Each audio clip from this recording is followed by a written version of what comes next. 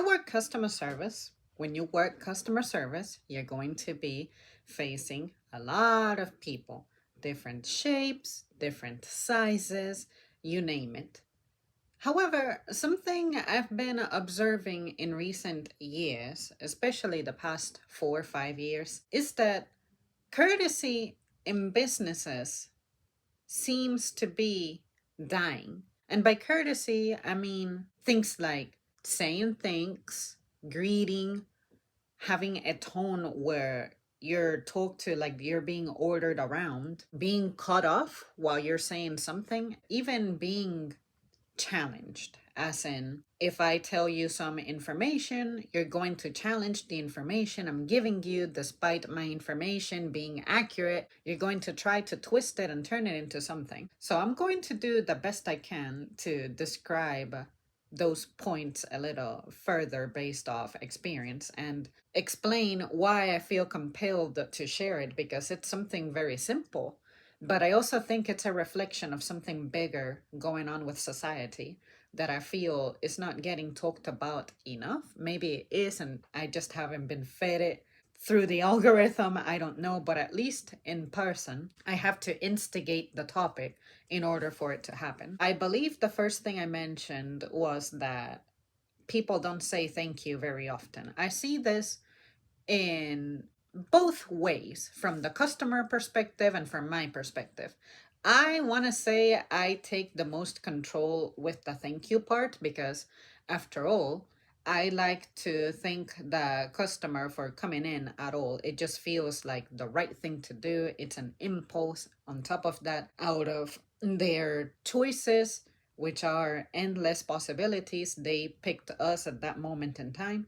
I like to think of myself as an individual. If this were my business and I were actually getting all the benefits from this transaction, I would definitely be thanking this person because, again, competition is fierce, and out of all that competition, they picked me. That is something special. That is something very meaningful. And all I can think about is expressing my gratitude. On my part, on my end, even those people who are challenging, I always say thanks to them. I make sure that no one leaves that building without hearing thanks from me, even for the little things that they do, whether it be for their payment going through or for them trying to bag their own groceries, anything like that. I'll always say my thanks and the overall summarizing thanks for the entire experience. Most of them reply as well, saying thanks, or some of them literally just say you're welcome and they don't thank me for my service. And while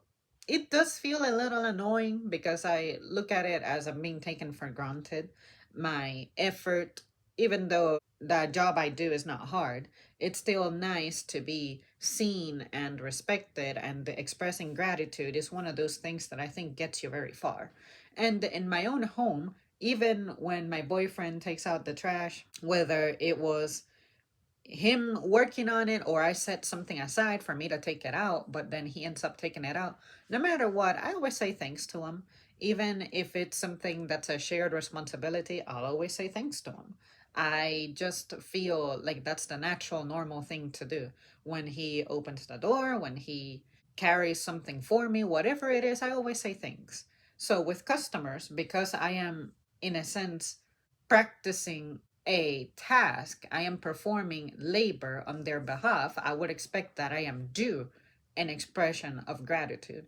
But if I don't get it, it doesn't affect me in the slightest. I'll still get paid. I'm fine. But when you actively don't make an effort to actually analyze the service that you received and thank it, I think it shows kind of poorly on your character. But maybe I'm just exaggerating. Maybe the value of manners was pushed onto me too hard when I was a kid. But I just know that I feel like I perceive a difference between being the recipient of gratitude, also when I'm not, but also when I am the giver of expressions of gratitude and what it does to the person. How I'm sure that if I feel that way about me getting thanked, they're gonna feel the same way about getting thanked. That's just the way I see it. I believe another thing I mentioned was about greeting. Literally, I will have people come over and I'll be like, hey, how's it going? And they'll be like, can you show me where blah, blah, blah? Can you make sure that these items are together? Blah, blah, blah. Just literally spitting orders at me. There are times in which I'm in my specific moods where my Leo comes out and I'm like, hey, how's it going? And they go like, huh? And I'm like, this is the third time. Hey, how's it going? Good. So how do you get to blah, blah, blah? And I just go like, I'm doing okay, thanks. I just hate that it's very obvious that these people don't care about me. But just because it's true that they don't care about me and they don't have to care, I don't want to normalize the uncaring attitude to be present everywhere that you go, normalizing it everywhere that you go. Emergencies will happen, things will happen, and you just cannot be dismissive of people like that. And I know that I am not an entertainer of people. Sometimes they make their comments and I'll listen to them and absorb them, but it's not like I engage with it. I won't feel compelled to entertain it. But ultimately, I'm still aware that you're a human being, and I have seen some of my customers get hurt here and there.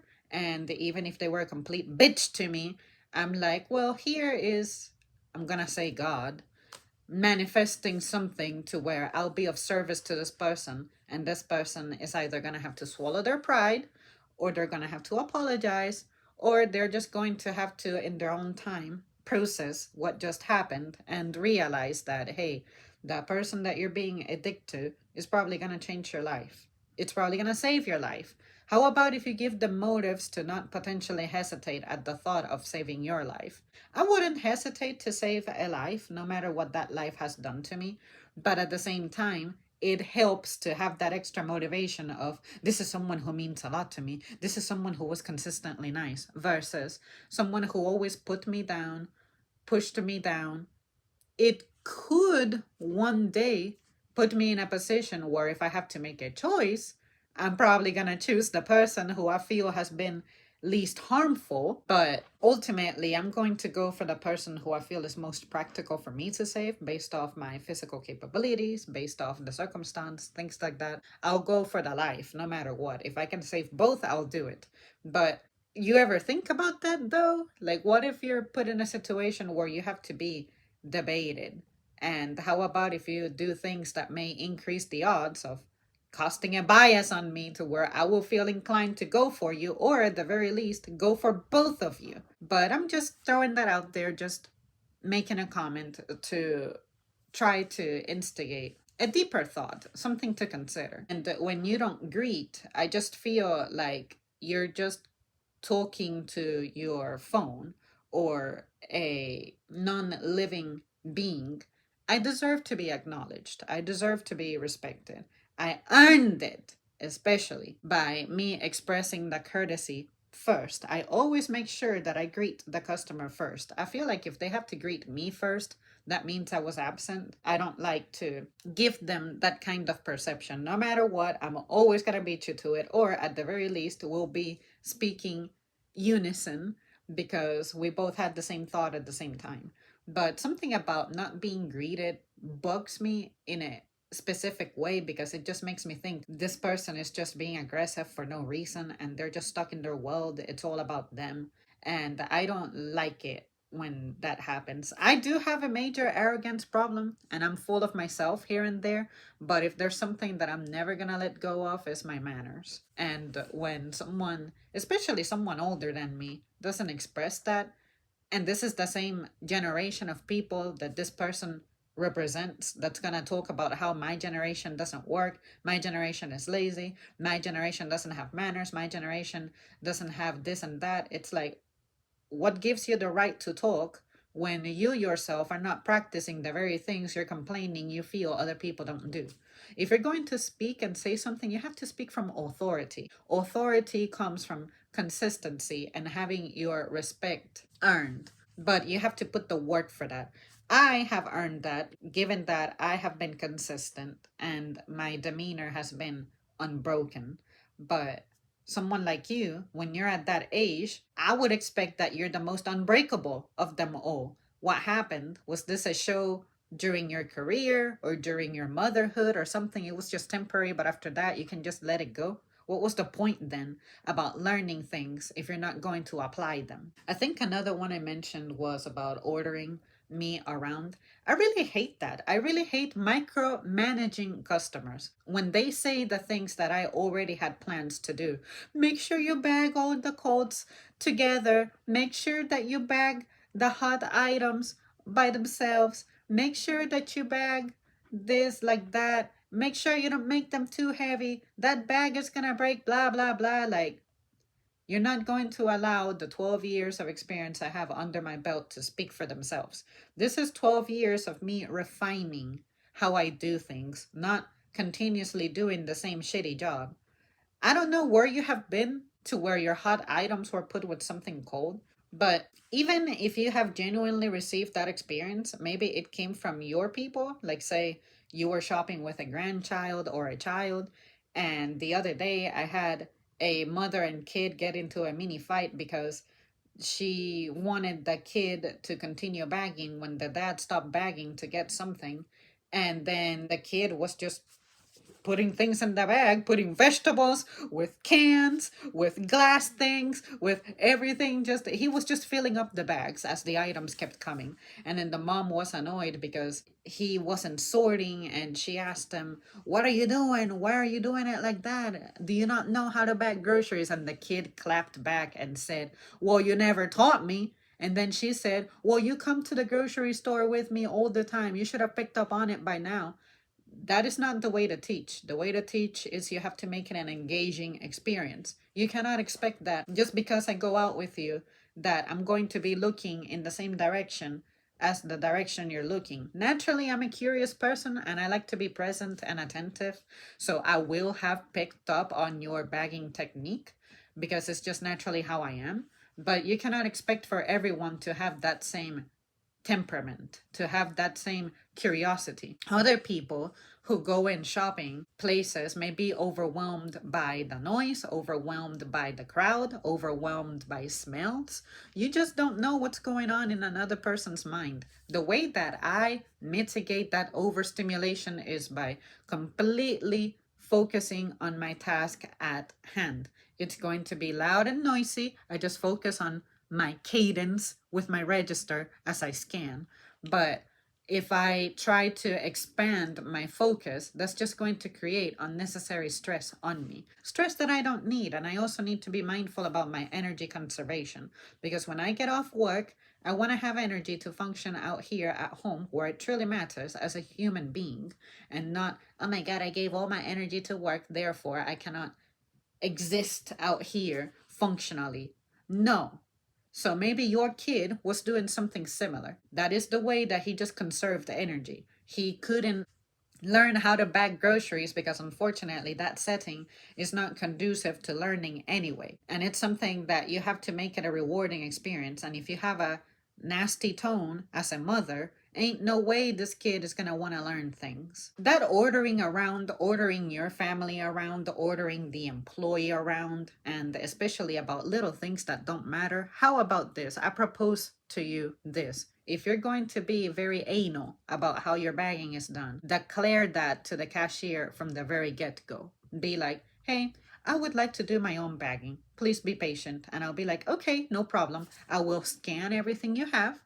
And if it takes you 10 minutes to bag everything you have, for 10 minutes, I'll have to just stand there and be present for you in case you need further assistance from me." Or maybe you'll be kind. You don't have to, but you may say, "I can take care of it from here. Thank you. Have a good one." And then I can transition my focus to the next person in line and I can begin working on my next order and use one of those divider sticks to place between your stuff and the new stuff coming over so that I don't get confused. We have done that. There's technique, but those things cannot be achieved if you don't communicate it. So at the very least, communicate your intent. But if you're going to be a micromanaging customer, that looks very ugly on you.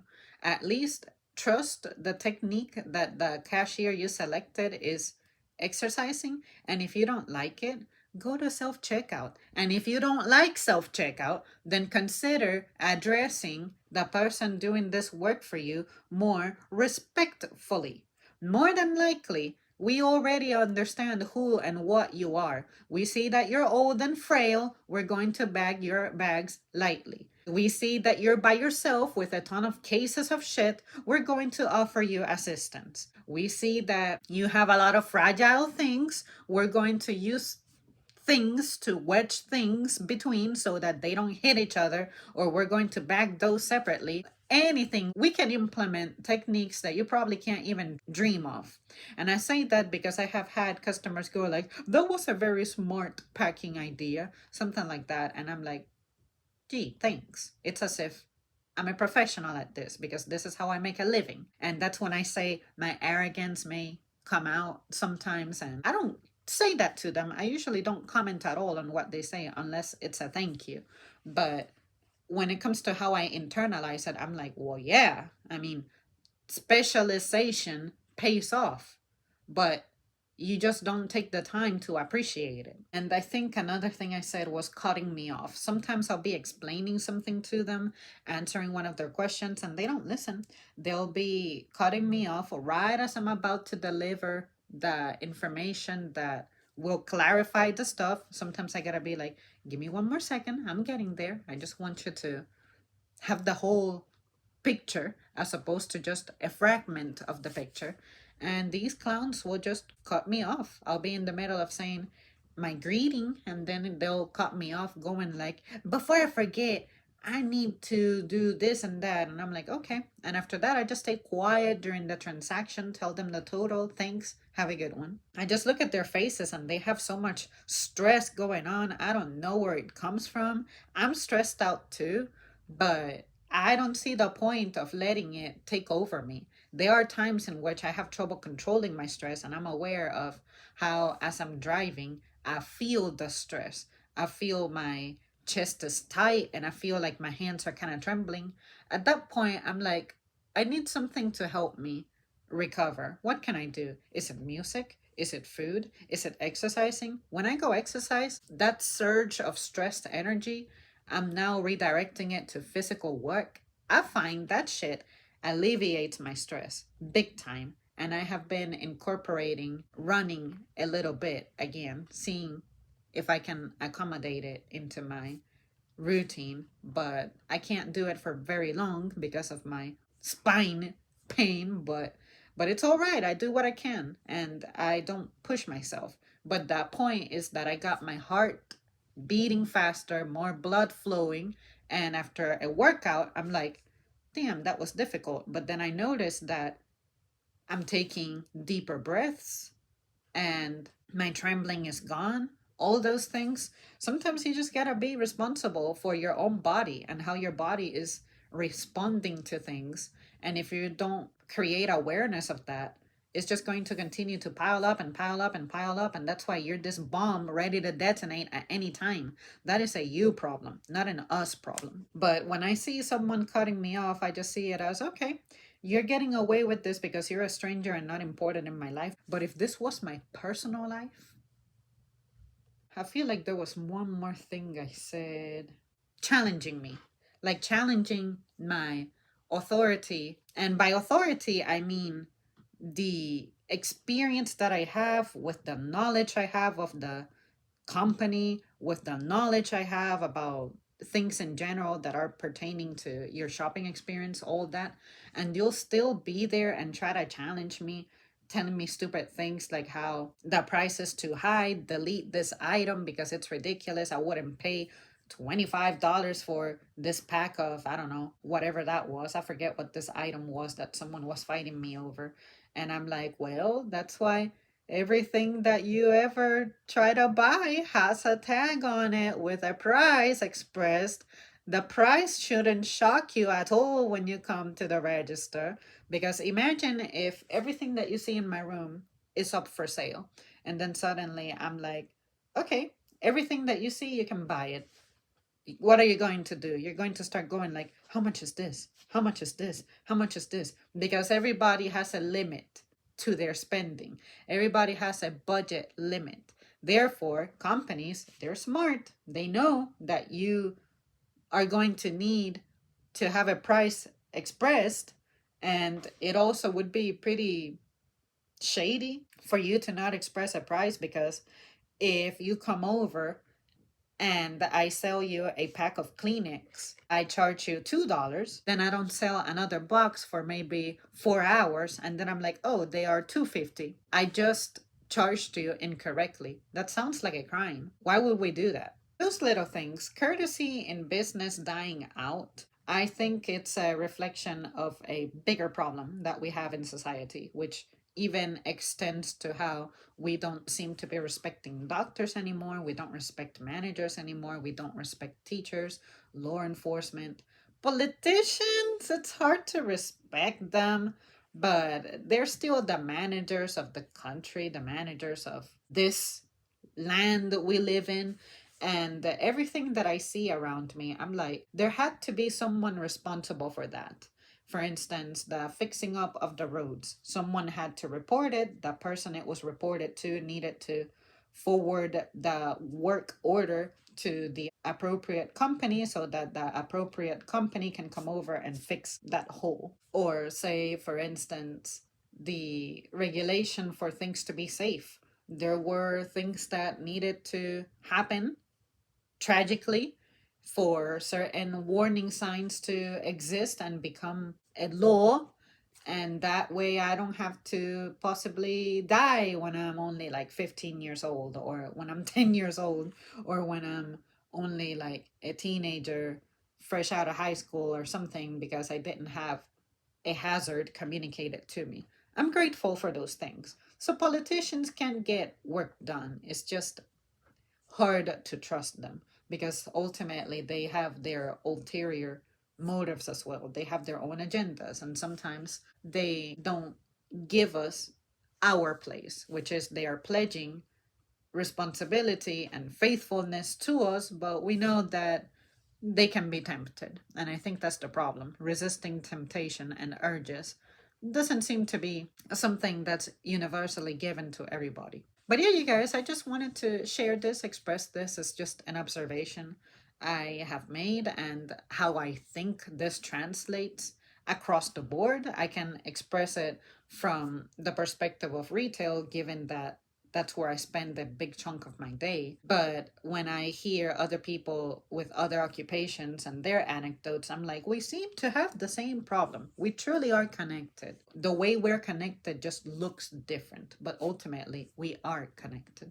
Well, there you guys have it. That's it for me. Thank you so much for tuning in. Let me know how you feel about this one. Do you care about manners? Do you care about courtesy? Or do you think that those are like ancient traditions that were okay at some point, but now we really don't care? I kind of get shocked when I meet an impeccably polite person, especially a gentleman. Like, something about that is very attractive, because I look at it as, this is a person who's so formal. They have respect for themselves, respect for others, respect for their home, respect for their environment. And I like that. I like seeing that. I like seeing presence, and that what you're doing is mindful, because I need to be reassured that this mindlessness I'm seeing, this absenteeism I'm seeing, is not universal. That there's still people out there who are still here, living and breathing and being nice, you know? We just need more niceness. Okay, that's it. Bye.